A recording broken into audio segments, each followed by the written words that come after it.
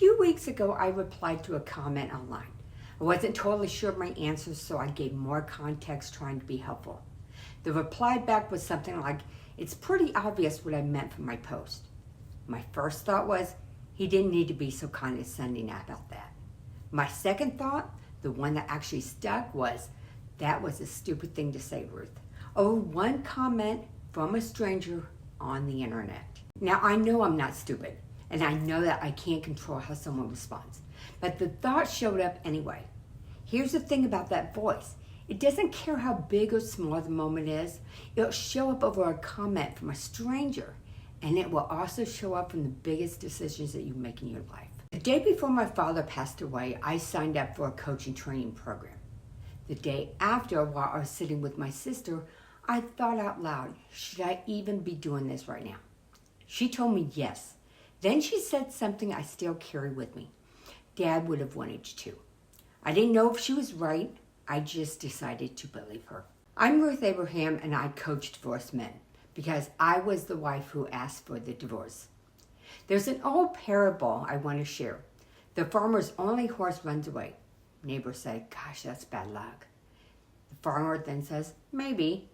The horse then returns with 7 other horses. And the neighbors say, "Oh my God, that is such wonderful luck." And the farmer says, "Maybe." The word maybe carried me through my first year in business.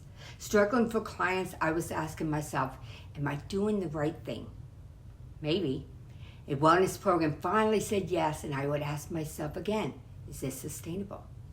Maybe.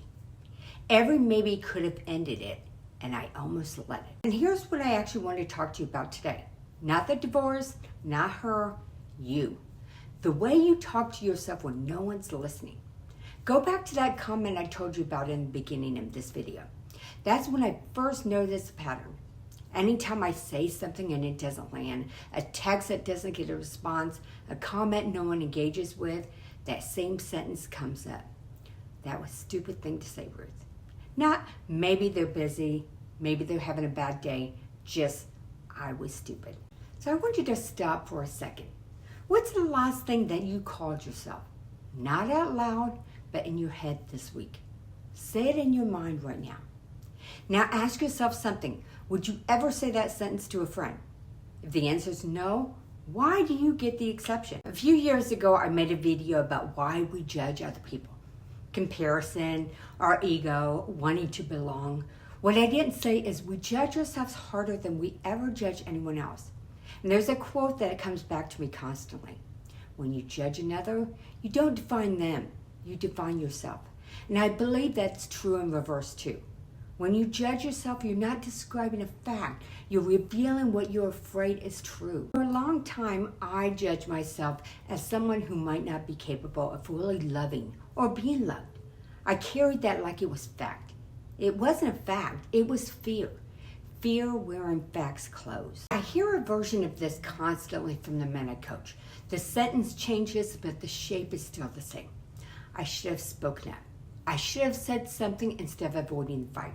Or, if I just communicated better, none of this would have even happened. And here's what I want you to understand about that sentence. A lot of the time, it isn't even yours. It started as something she said in the middle of a fight where she needed a reason. And your mind, it picked it up and it made it permanent. It goes back years, hunting for the evidence to prove it's true. That's not reflection. That's a court case you're building against yourself with you as the only witness. So here's what actually helped me.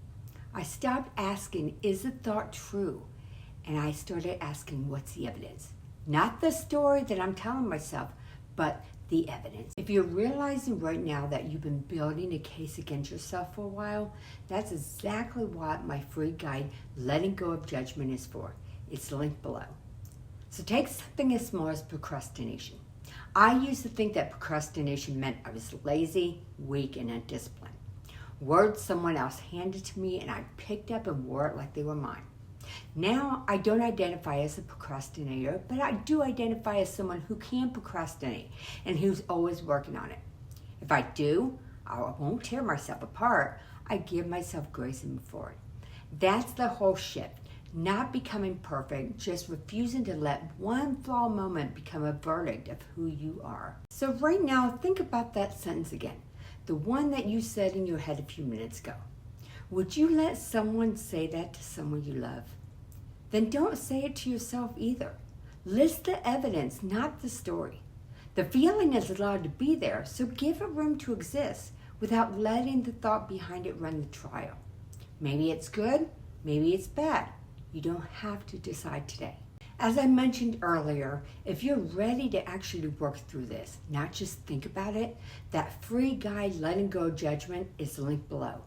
And if this video gave value, subscribe, because the version of you that's still on trial deserves a better verdict than the one you handed down years ago.